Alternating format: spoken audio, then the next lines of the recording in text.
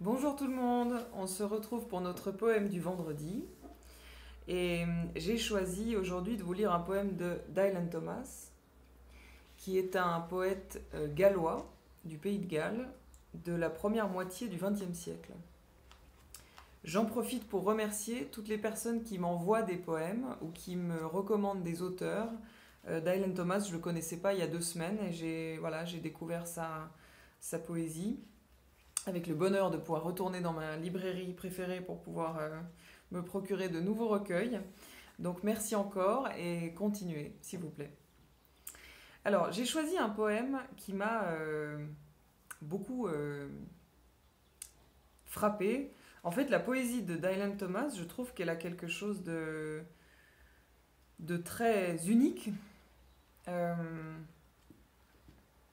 on sent qu'elle est vraiment teintée de sa souffrance personnelle, de sa souffrance à lui.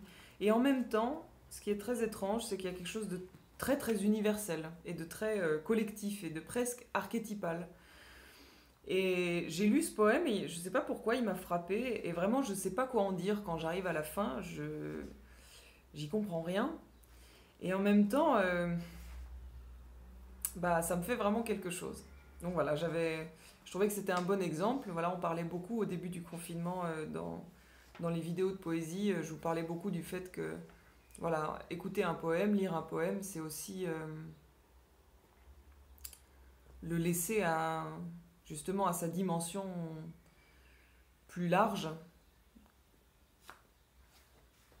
mystérieuse, on peut dire, et qu'il n'y a pas à nécessairement tout comprendre. Et je pense que en laissant un poème nous parler comme ça dans sa dimension inconsciente, ben on entre vraiment dans la profondeur de l'art poétique et d'où le rapport avec l'hypnose, vous l'aurez compris, pour moi en tout cas.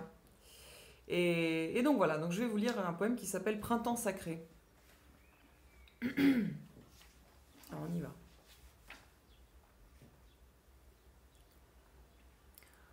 Oh, hors d'un lit d'amour, quand cet immortel hôpital fit mouvement encore pour apaiser le corps incurable et minuté, et ruine et ce qui la suscite, sur la mer hérissée et bondissante montait à l'assaut et inondait nos blessures et maisons.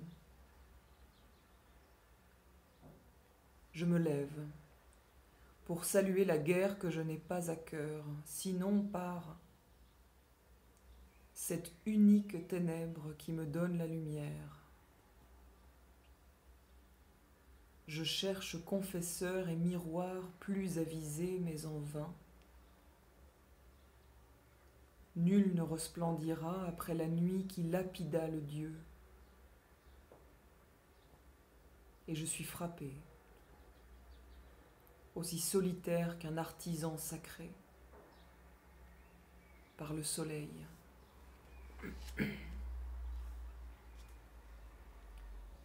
Nul, pardon, nul éloge au printemps s'il est tout. Gabriel et bosquet ardent à mesure que le matin grandit, joyeux, hors du bûcher endolori.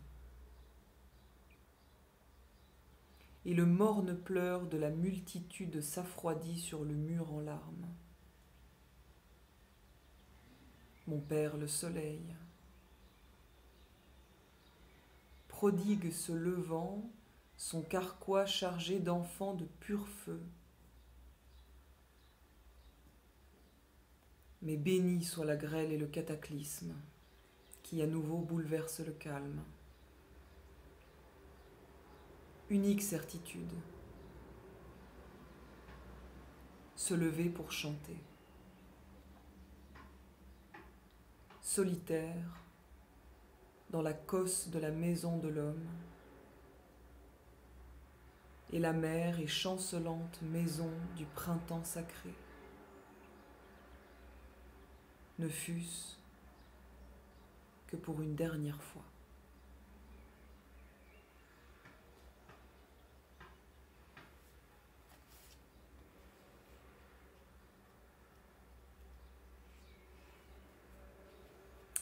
Voilà. Voilà. Bon, je trouve qu'il y a quelque chose de très puissant dans sa poésie. Presque intimidant. Voilà. Et ben, je vous souhaite un très bon week-end. Et puis, on se retrouve mardi pour une prochaine lecture poétique. Au revoir tout le monde.